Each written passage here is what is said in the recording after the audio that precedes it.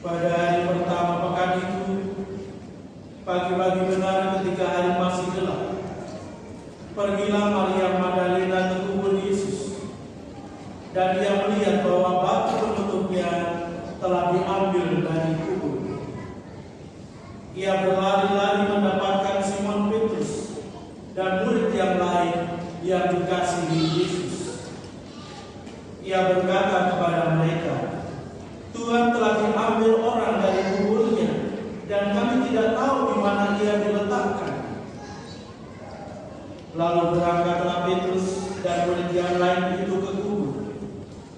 Keduanya berlari bersama-sama, tetapi murid yang lain itu berlari lebih cepat daripada Petrus, sehingga ia lebih dahulu sampai di kubur.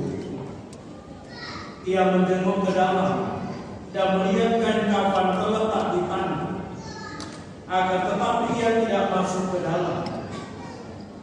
Kemudian tibalah juga Simon Petrus menyusul dia dan masuk ke dalam kubur itu. Ia melihat kain kafan terletak di tanah, sedangkan kain peluh yang tadinya ada di kepala Yesus tidak terletak dekat kain kafan itu, tetapi terlipat tersendiri di tempat yang lain. Sesudah itu masuklah juga murid yang lain yang lebih dahulu sampai ke kubur itu. Ia melihatnya dan percaya, sebab selama itu mereka belum mengerti isi kitab suci yang mengatakan bahwa ia harus bangkit dari antara orang mati. Demikianlah sabda Tuhan.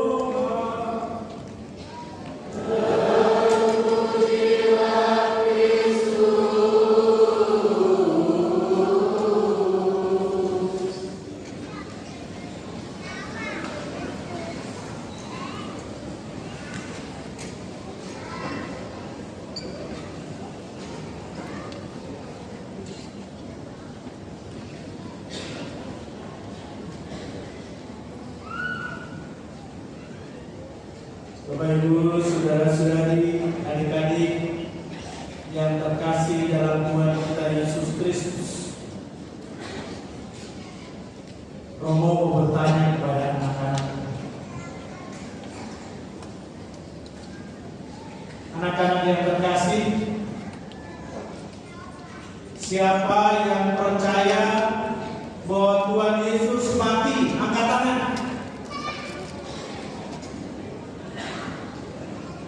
Yesus mati. Oke. Siapa yang percaya Tuhan Yesus dikremasi? Angkat tangan.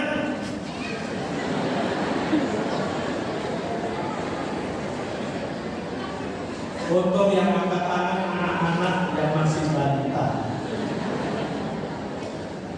Jadi Tuhan Yesus tidak dikremasi, tetapi dimakamkan, dikubur. Nah, Tuhan Yesus berbaring dalam kubur. Siapa yang percaya 7 hari angkat tangan? Wah, sedikit. 3 hari. Ya 2 atau 3 kurang lebih sama lah, saudara ya. Baik, Bapak Ibu, saudara-saudari dan anak-anak sekalian terkasih, Tuhan Yesus memang wafat setelah disalibkan dan kemudian dimakamkan, dan itu terjadi pada hari Jumat.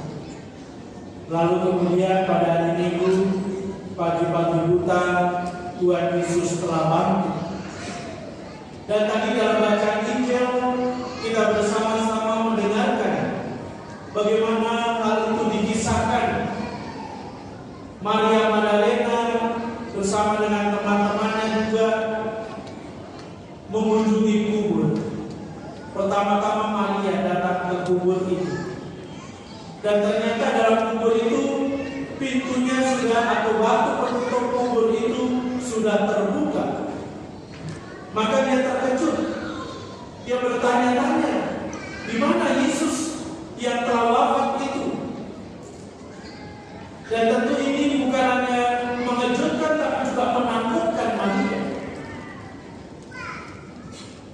Dan kemudian dia memberitahukan kepada murid-murid Yesus yang lain, yaitu Simon Petrus dan Yohanes, bahwa Tuhan Yesus sudah tidak ada dalam makam.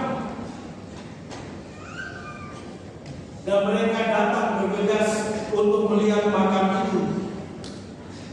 Dan ternyata bahwa Yesus memang tidak ada. Yang ada adalah kain yang untuk menutup atau membungkus jenazah Yesus, yang kita kenal dengan kain lampin.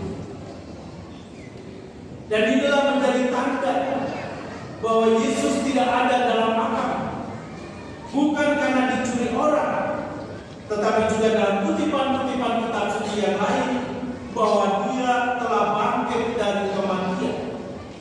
Dia dibangkitkan dari kematian. Dan kemudian setelah dia bangkit, dia menampakkan kepada para murid. Dan tentu ketika para murid dan juga banyak orang, ketika Yesus ditangkap, didera, dan kemudian disalibkan, mereka semua sedih. Mereka semua hatinya tergoncang karena melihat peristiwa yang begitu luar biasa.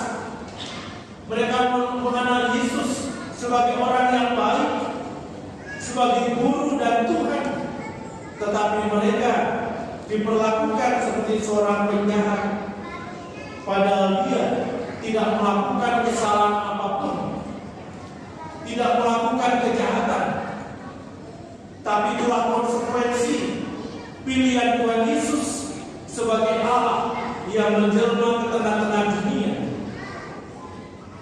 mewartakan karya keselamatan. Dan ternyata banyak tantangan, tidak sedikit yang menolak. Dan inilah mereka yang menolak, yang menangkap, mendera, dan kemudian menyalibkan. Maka begitu mereka melihat Tuhan Yesus yang bangkit, hati mereka begitu bergembira dan bersukacita. Mereka yang tadinya sudah loyo, mereka bersemangat lagi, karena Tuhan yang mereka percayai sungguh-sungguh tidak bisa dikuasai oleh maut. Seperti juga dikisahkan dalam bacaan yang pertama tadi, bagaimana para rasul dengan penuh keberanian bersaksi tentang Tuhan Yesus Kristus. Dan mereka katakan, kami makan dan minum bersama-sama Yesus sesudah dia bangkit dari alam maut. Dan atas kesaksian para rasul ini, kemudian semakin banyak orang yang percaya. Bahkan di antara mereka yang menolak Yesus, yang turut menyalibkan Yesus, mereka kemudian juga menjadi percaya kepada Tuhan Yesus. Mereka percaya bukan karena kisah yang disampaikan oleh para murid Yesus, oleh para rasul, tetapi mereka mempercayai bahwa Kristus adalah Putra Allah, bahwa Kristuslah jaminan keselamatan kehidupan mereka, kehidupan kekal. Mereka berubah cara hidup mereka seperti yang diajarkan dan yang juga dilakukan oleh Tuhan Yesus sendiri. Bagaimana di dalam perjalanan kehidupan mereka, mereka harus belajar, tapi juga berjuang untuk senantiasa berpihak pada segala hal yang baik, berpihak kepada hal-hal yang benar, dan itu semua adalah demi kemuliaan Tuhan. Dan siapapun yang bertekun di dalam kebaikan dan kebenaran, martabat mereka dimuliakan, martabat mereka menjadi orang-orang yang terhormat. Bapak Ibu saudara-saudari dan anak-anak sekalian terkasih, kita sekalian adalah bagian dari orang-orang yang percaya kepada Tuhan kita Yesus Kristus. Karena kesaksian dari para rasul yang terus-menerus disampaikan kepada kita, bukan hanya para rasul, murid-murid Yesus yang perdana, tetapi juga rasul-rasul yang menyusul kemudian sampai dengan saat ini. Bahkan mungkin salah satu dari antara kita atau banyak di antara kita yang juga berperan sebagai rasul-rasul pada masa ini. Karena itu Bapak Ibu saudara-saudara yang terkasih, semoga lewat perayaan Paskah ini iman kepercayaan kita semakin disegarkan, iman kepercayaan kita semakin dikuatkan, sehingga kita pun seperti para rasul juga berani bersaksi tentang kehidupan yang baik, kehidupan yang benar, sebagai tanda bahwa kita adalah orang-orang yang bertuhan. Sehingga dengan perayaan Paskah ini sungguh-sungguh kita bukan hanya mengenangkan kebangkitan Tuhan kita Yesus Kristus, tetapi kita juga merayakan kebangkitan hidup kita sendiri. Kita memulai perjalanan kehidupan kita sebagai orang-orang baru, sebagai manusia-manusia baru dengan semangat baru, yaitu semangat Tuhan sendiri. Sehingga kalau kita bertekun di dalam segala hal yang baik dan yang benar, maka kita pun juga akan bersama-sama dimuliakan bersama dengan Kristus yang telah bangkit. Tuhan memberkati kita sekalian.